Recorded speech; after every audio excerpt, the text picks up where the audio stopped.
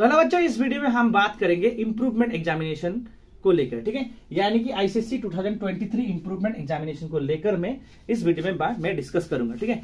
तो जैसे कि आपको पता है कि रिसेंटली आपको रिजल्ट मिला और आप में से बहुत सारे ऐसे बच्चे होंगे जो अपने रिजल्ट से खुश नहीं हो। तो ऐसे में आप अपना मार्क्स को कैसे बढ़ा सकते हो? तो उसके लिए है आप एक इंप्रूवमेंट एग्जाम दे सकते हो, जिसका नोटिस जो है सीआईएससी बोर्ड ने जारी कर दिया गया है। तो जो भी बच्चे अपने मार्क्स से खुश नहीं है तो वो एक और एग्जामिनेशन दे सकता है, जिसे हम इंप्रूवमेंट एग्जामिनेशन कहते हैं, ठीक है। तो चलिए इस वीडियो में हम उसी टॉपिक से रिलेटेड बातें करेंगे और ये सारा इंप्रूवमेंट एग्जामिनेशन से रिलेटेड सारी बातें हम यहाँ पर जानेंगे, ठीक है। तो कब होगा, कैसा प्रोसीजर रहेगा, ठीक है, क्या क्या एलिजिबल क्राइटेरिया है और भी बहुत सारी बातें हम लोग यहाँ पर जानेंगे। तो सबसे पहला तो है कि आपको ये जो इंप्रूवमेंट एग्जाम जो होगा ओनली वन सब्जेक्ट, यानी कि केवल एक ही सब्जेक्ट आप दे पाओगे, ठीक है। तो यहां पर आपको देखना है कि आपको कौन सा सब्जेक्ट में कम मार्क्स मिला है, ठीक है, या फिर किस में आप इंप्रूवमेंट कर सकते हो। तो एक ही सब्जेक्ट आप दे पाओगे। लेकिन अगर आप साइंस देना चाहते हो तो साइंस में तीनों आपका बायोलॉजी, केमिस्ट्री, फिजिक्स, तो तीनों आ जाएगा, ठीक है। तो अगर आप साइंस देना चाहते हो तो तीनों में से तीनों भी दे सकते हो, या फिर कोई दो दे सकते हो, या फिर उसमें से कोई एक भी आप दे सकते हो। उसी तरह से अगर मैं बात करूं सोशल स्टडीज की, यानी कि हिस्ट्री, सिविक्स और ज्योग्राफी, तो ऐसे में ये भी एक ही सब्जेक्ट में इंक्लूड होता है। इसलिए आप चाहो तो ये दोनों पेपर दे सकते हो, या फिर दोनों में से कोई एक भी दे सकते हो। लेकिन अगर हम अदर सब्जेक्ट की बात करें, जैसे कि कोई हिंदी सब्जेक्ट हो, मैथमेटिक्स हो, तो केवल आप एक ही सब्जेक्ट का एग्जामिनेशन दे पाओगे, पहला बात। दूसरा, ठीक है, same year of main examination, यानी कि कौन सा कैंडिडेट, कौन सा बच्चा इस एग्जामिनेशन को, इंप्रूवमेंट एग्जामिनेशन को दे पाएगा। तो वो सारे बच्चे जो मेन एग्जामिनेशन आईसीएसई बोर्ड के 2023 के एग्जामिनेशन में जिन्होंने अपियर किया है, वही बच्चे इस इंप्रूवमेंट एग्जामिनेशन को दे पाएंगे, ठीक है। और ये होगा इसी साल, यानी कि इसी साल आपको इस एग्जामिनेशन को देना पड़ेगा। कोई बच्चे अगर 2022 में या फिर 2020-21 में या फिर 2013-14 में अगर मेन एग्जाम अपियर किया है और अगर अब वो चाहता है कि मैं इंप्रूवमेंट एग्जाम दूं, तो ये पॉसिबल नहीं होगा। यानी कि मेन एग्जामिनेशन के ईयर, यानी उसी साल आपको इंप्रूवमेंट एग्जामिनेशन देना होगा, ठीक है। Best mark will be awarded, यानी कि अगर आपका दिमाग में ये चल रहा है कि अगर मैं एग्जाम देता हूं और जो मैंने मेन एग्जाम में सिक्योर किया उससे भी अगर कम मार्क्स मिल जाता तो फिर क्या होगा। तो मैं बता दूं बच्चों, दोनों एग्जामिनेशन में से, यानी कि मेन एग्जामिनेशन और इंप्रूवमेंट एग्जामिनेशन, जिसमें आपको बेस्ट मार्क मिलेगा वही मार्क आपको दिया जाएगा। मान लीजिए कि आप मैथमेटिक्स का री एग्जाम दे रहे हो, यानी कि इंप्रूवमेंट एग्जाम दे रहे हो, और मेन एग्जाम में आपको मिला मैथमेटिक्स में 75, ठीक है, और इस बार आपको मिल जाता है 60 या फिर 65, तो आपको वो 65 मार्क्स नहीं दिया जाएगा, यानी कि आपको 75 मार्क्स ही मिलेगा।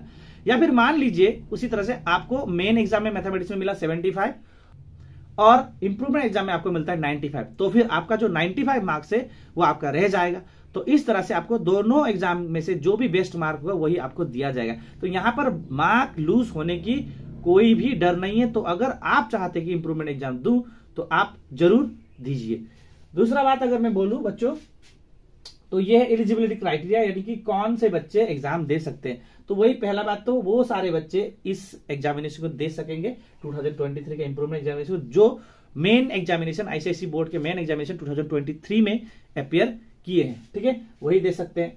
उसके अलावा जो कंपार्टमेंट एग्जामिनेशन के लिए एलिजिबल नहीं है, ठीक है, वो जो कैंडिडेट जो इस साल जिसने एग्जाम दिया और वो कंपार्टमेंट के लिए एलिजिबल नहीं है, वही बच्चा इस एग्जामिनेशन को दे पाएगा, वही स्टूडेंट इस एग्जामिनेशन को दे पाएगा, ठीक है। तो who appeared in the main exams of 2023 and not eligible for the compartment examination, ठीक है।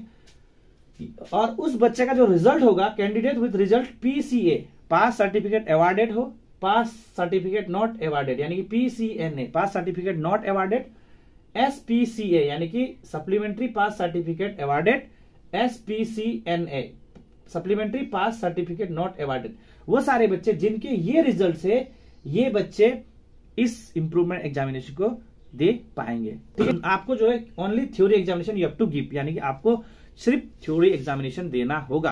प्रोजेक्ट वर्क, यानी कि प्रोजेक्ट का जो मार्क है जो आपको स्कूल से दिया गया है वही रहेगा, उसमें कोई भी चेंज नहीं आएगा। लेकिन अगर आपने, ठीक है, स्कूल में प्रोजेक्ट सबमिट नहीं किया है तो ऐसे में आप प्रोजेक्ट स्कूल में सबमिट कर सकते हो, फिर उसका मार्क्स आपको मिल सकता है। लेकिन अगर आपने अर्लियर यानी पहले ही अगर आपने प्रोजेक्ट वर्क आपने सबमिट कर दिया और उसका मार्क्स भी आपको मिल चुका तो उस मार्क्स में कोई चेंज नहीं आने वाला है, यानी कि आपको केवल थ्योरी का ही एग्जाम आप इंप्रूवमेंट दे सकते हो।